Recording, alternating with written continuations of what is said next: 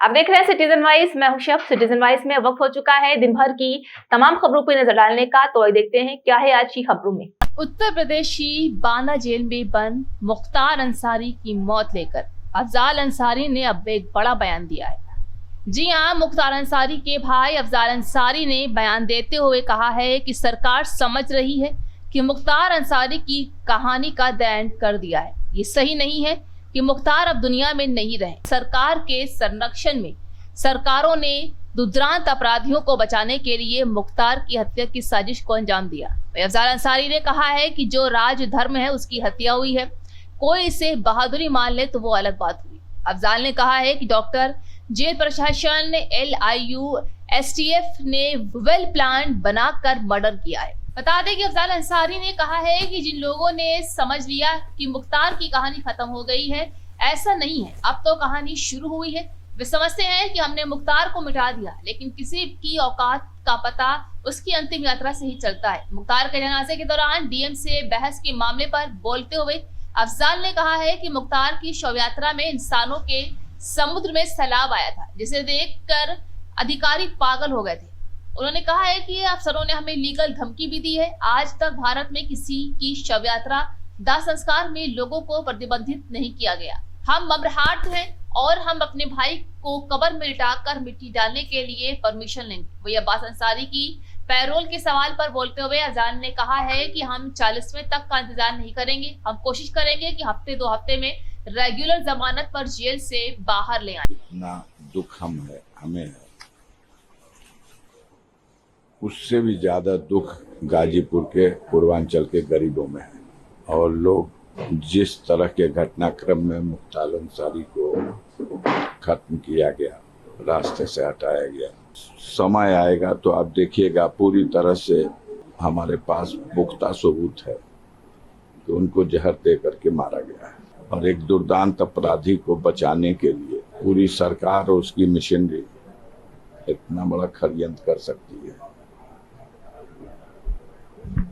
शर्म ही नहीं है। सब कुछ पटल पर है। सिर्फ एक बात पूछ लीजिएगा कि 26 तारीख को मुख्तार अंसारी को, जो न्यायिक अभिरक्षा में बांदा कारागार में थे, उनको मेडिकल कॉलेज क्या भेजा था? कोई सैर करने की तो जगह थी नहीं। सुपरिटेंडेंट कहते हैं हमने 2 बजे उनको भेज दिया क्योंकि हमें डॉक्टरों ने सलाह दिया। 3 डॉक्टरों के पैनल ने कहा कि इनकी हालत सीरियस है, इन्हें मेडिकल कॉलेज भेजा गया। मेडिकल कॉलेज में उनको 3 बजे, 3:30 बजे वहाँ एडमिट किया गया। हम लोगों को एक टेलीग्राम पुलिस के माध्यम से रात में 3 बजे के बाद थाने से आके दिया गया, रेडियोग्राम है कि आप तत्काल मेडिकल कॉलेज बांदा पहुंची है। मुख्तार अंसारी की हालत चिंताजनक है और उन्हें मेडिकल कॉलेज में सुपरिटेंडेंट जेल ने भर्ती कराया।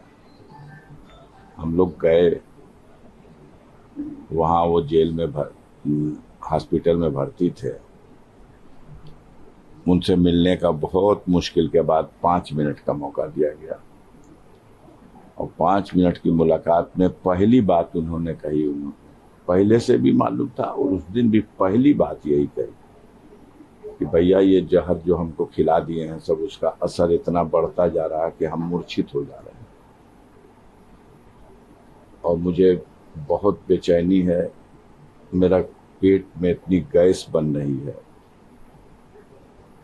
और शरीर की शक्ति खत्म हो गई है, दर्द बहुत है।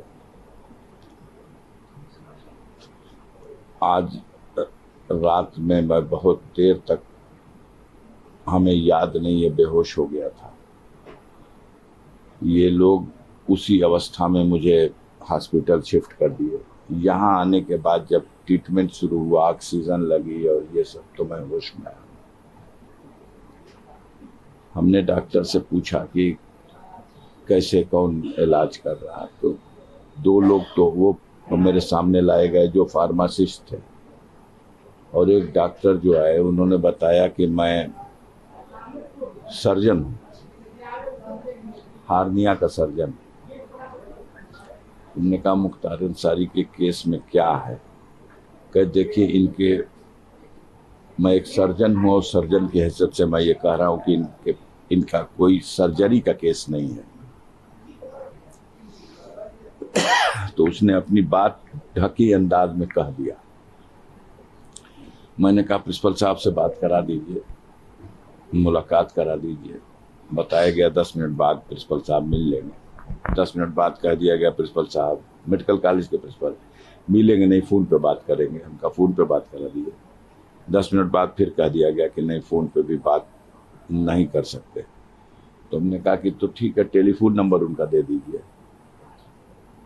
बताया गया कि नहीं, वर्जित है, यहाँ किसी का टेलीफोन नंबर कहीं किसी को नहीं दिया सकता। हमने कहा मेडिकल ऑफिसर है, मैं एक रिस्पॉन्सिबल पर्सन हूँ। हम लोगों को डायरी में लिख करके सूचना आयोग पूरे प्रदेश और देश भर के सारे अधिकारियों का नंबर खुद ही छप के देता है। और ये कौन सी गोपनीय चीज है कि वो अपना नंबर नहीं दे सकते। हम अगर चले जाए, मुलाकात का समय पूरा हो गया, तो हम बाद में ही उनसे पूछ लेंगे कि खैरियत क्या है मेरे भाई की। तो उन्होंने कहा सर नंबर नहीं दे सकते, हम लोगों को प्रतिबंधित किया गया है। फिर हमने कहा कि एक रिक्वेस्ट मेरी है कि अगर आपके काबू करना हो तो समय रहते इसको कहीं रिफर कर दीजिएगा जहां इसका इलाज हो जाए। तो उन्होंने कहा कि हम उम्मीद है करते हैं कि 3-4 दिन में हम इनको नियंत्रण में कर लेंगे, मतलब इनकी जो अस्वस्थता है उसको हम काबू में कर लेंगे। हमने कहा ठीक है डॉक्टर साहब, आप कर लीजिए, हम संतुष्ट हैं।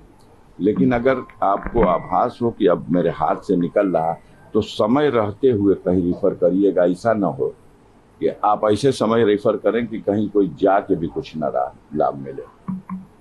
तो उन्होंने कहा कि ठीक है, हम आपकी बात समझ गए। मैं मिल के वहां से आ रहा हूं और 2 घंटे के अंदर उस डॉक्टर से लिखवाया गया ये मरीज फिट है।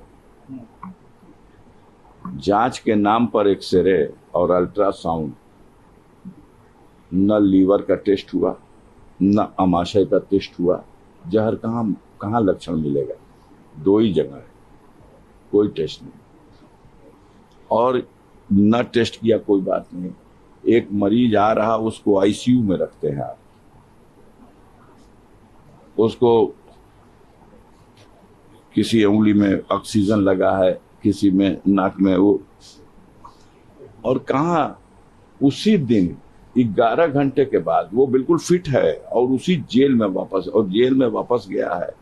तो न वो अपने पलंग पर बैठ सकता था और न पैरों पे खड़ा हो सकता था। उसको व्हील चेयर में डाल के डंगरा के चढ़ा दिए सब अपने पुलिस। और ये जो 24 घंटा वहां रहे, फिर उन लोगों ने मीडिया को ब्रीफ किया, सूचना आयोग के लोगों ने, कि मुख्तार बिल्कुल फिट हैं, सारे जांच से वो कोई कमी नहीं, किसी चालाकी से इस तरह का एक कोई ड्रामा रचा गया था उनके बीमार होने का। कैसा ड्रामा? किसी के घर से तो एडमिट होने गए नहीं थे, हॉस्पिटल ने एडमिट किया है। और अगर वो ड्रामा था तो 24 घंटे बाद जो कुछ हो गया, ये क्या था? उसके ट्रीटमेंट का कुछ जो लाभ मिला, उन लोगों को शॉक हुआ कि ये तो बच गया है, हम लोग तो लास्ट स्टेज समझ के भेजे थे, तो बच गया, इसको फिर ले गया, फिर ले जाके इतना लॉस कर दिया। जो घटना हुई है उसी दिन 3:30 बजे उसने, लगभग 3:30, 2-4-5 मिनट आगे, उसने अपनी बहू से फोन पे बात की है और अपने बेटे से भी बात की।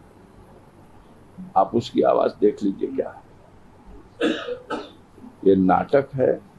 और उसी आवाज में वो कह भी रहा है कि मेरी बॉडी मेरा साथ छोड़ रही है बेटा, मैं बैठने उठने लायक भी नहीं रह गया, मुझे बेहोशी आ जा रही है। कुछ देर बेहोश हो जाता था, फिर होश में आता था, और उसको नाटक माना जा रहा है। जब वो मुंह से खून फेंक दे रहा और मर जा रहा, तो उसको आप ले जा करके हॉस्पिटल में नाटक करके ठोस चारों तरफ लगा के और कि इलाज हम कर रहे हैं, और उसको घोषित करा रहे हैं कि हार्ट अटैक हो गया। कहीं अगर भगवान है तो हम आप देखें या न देखें, वो तो देख रहा है कि कितनी निर्दय होकर के इन लोगों ने उस व्यक्ति को, वो हट्टा खट्टा गुड पर्सनालिटी का आदमी हो, मुझसे 10 साल छोटा है, मैं उसका 10 साल बड़ा हूं। मेरे सामने क्वेश्चन है सर, क्या सरकार मनमानी कर रही है सर? ये किसी को अगर ये नियमानुसार लग रहा है तो लगे, आम जनता तो इसे मान रही है कि बिल्कुल मनमानी करके, दुरुपयोग अपने अधिकार का करके, साजिश करके दुर्दांत अपराधी को बचाने के लिए इनकी हत्या की गई। इसका राजनीतिक लाभ भी, अब अभी राजनीतिक लाभ तो क्या मिलेगा उनको, वो तो आएंगे तो अपना बुलडोजर लेके आएंगे, कहेंगे कि हमने मिट्टी में मिला दिया। अब हमारे धर्म के अनुसार मिट्टी मिलाने किसी की मौत होती है तो उसको मिट्टी में दफन किया जाता है, और मिट्टी में दफन होने की प्रक्रिया को अगर कोई कहे कि मैं मिट्टी में मिला दिया, हमारे हिंदू भाई जब मृत्यु हो जाती है तो उनको उनका दाह संस्कार किया जाता है। अब कोई कहे कि हम तो इसको आग में जला दिया, तो ये तो जले पे नमक छिड़कना है और क्या। ये तो एक प्रक्रिया और परंपरा है, धार्मिक रीति रिवाज है। आप लीगल बैटल में जा रहे हैं? जाएंगे भैया, हम अपने लीगल टीम से मशवरा करेंगे। अभी तो हम लोग इस हालत में ही है, मर्माहत है पूरा परिवार। तो थी आज की अहम खबर। ताजा खबरों के अपडेट के लिए जुड़े रहिए हमारे साथ सिटीजन वॉइस पर। हमारे चैनल को लाइक, शेयर और सब्सक्राइब करना ना भूलें।